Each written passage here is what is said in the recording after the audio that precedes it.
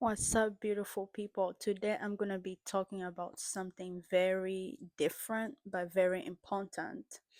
I wanted to talk about the Uganda election that's coming up this Friday because I feel like this is something that the whole world needs to be paying attention to right now.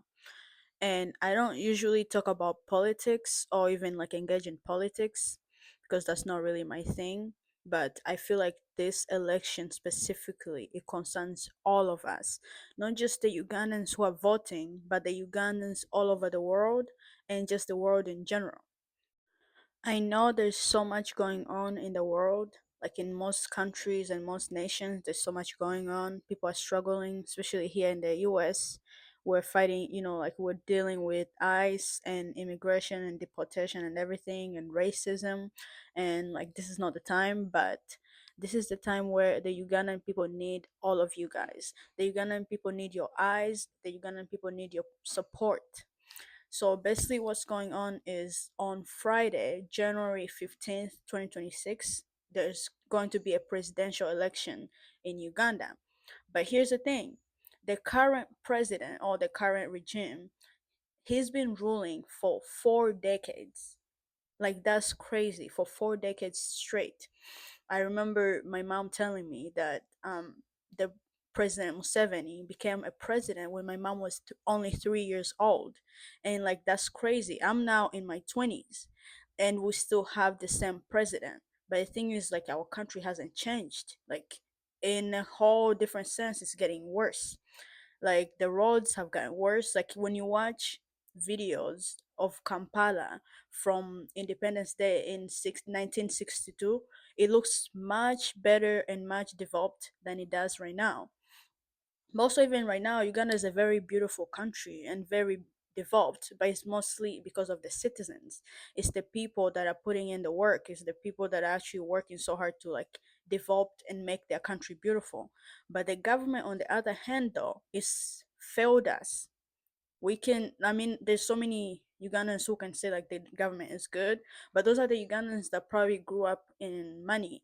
Those are the Ugandans who have connections. But if you're like a real a real Ugandan and just a normal regular citizen, you know the truth. Like Uganda, our government is like cooked. Our government has failed us for a long time, and the thing is like we have resources, we have hardworking people, we have every ability to be one of the best countries in the whole world. But the problem is our government really doesn't care about that, because if they did, within those 40 years there would be a big change. The thing is, this election is not about choosing sides. It's not about what side are you on. Are you on Museveni's side or Bobby Wine's side? This election is all about truth, and the truth is our government, our current government, has failed us in so many ways.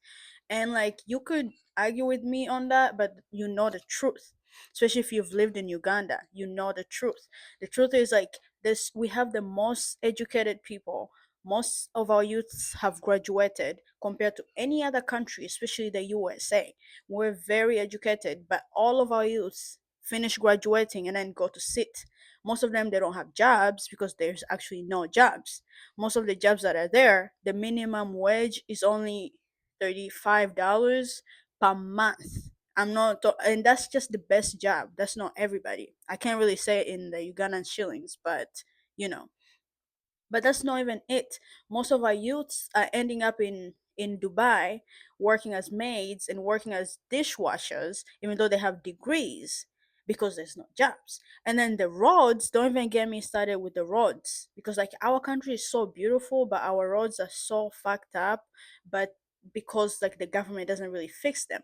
Like I grew up in Chegegwa district, Kabarole district, and I promise you, my whole 16 years of being there, the roads were never touched. And I remember every campaign, Museveni would come there and promise the people and be like, I'm gonna work on the roads this time, this election, I'm gonna work on the roads.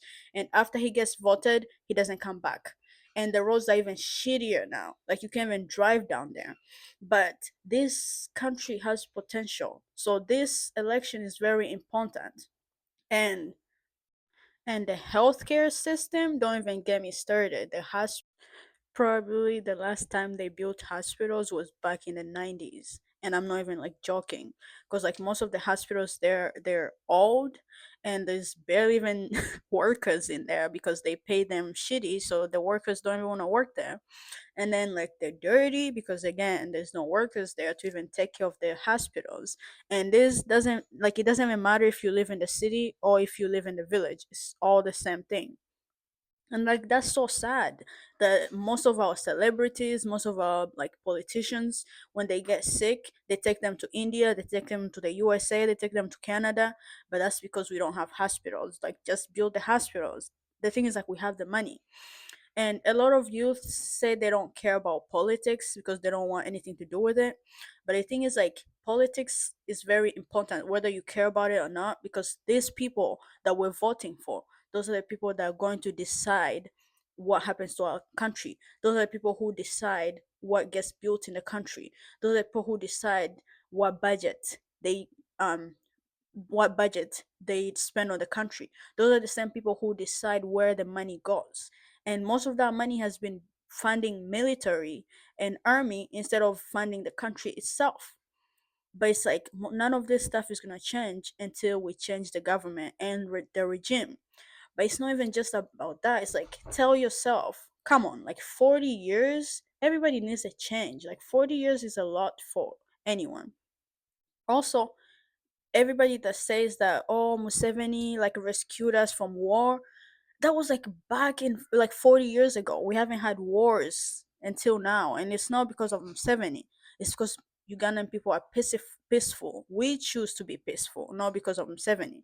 So Bobby Wine is the answer. And we can choose as Ugandans, we can choose either to stay in the old world or move on and start a new world and actually be one of the best countries in the whole world, because we have the potential to do that. We got the brains for it, we got the people for it. We just need to put our government on board so we can develop our country so we can do better. So yeah, Ugandans, you got this. The Ugandans who can vote right now, all of this, we all have our hope in your hands. You got this. Vote for the right person for your country. And our Ugandan brothers and sisters who can't vote right now, and you're because you're not in the country, because you're abroad, the only thing you can do is support and send your prayers and make sure you're tuned in, because if you know the history of our elections, especially when it comes to President Museveni, is it never goes well. Like, it's always violence and stuff like that, so we don't really know what to expect. And right now there's like military cars and military all over their city, so we know it's not going to be a peaceful, just a peaceful vote. So let's hope it goes well. But us as Ugandans who are abroad, the only thing we can do is pray for you. The only thing we can do is send our support. And our African brothers and sisters all over the world, please, we need your support. Uganda needs your support and your eyes. Because if you remember well, the last time Tanzania had an election, everybody ignored it. And what happened is people were killed, people were murdered, people were injured. There was so much crazy stuff happening. So Uganda needs your eyes. And if I'm right, I think they're turning off the internet for the next 2 days, so we really don't know what's gonna happen. So pay attention. And our American brothers and sisters, please, we need your help. We need your support. We need anything you can do to help the Ugandan people. Anything you can do to just pay attention so nothing happens to them. Send them your prayers, send them your support, everything you can do. We really appreciate it. But Uganda, don't give up. Don't give up on hope. God is giving you a second chance. He's giving us a second chance. And we got this. Bobby Wine, you got this.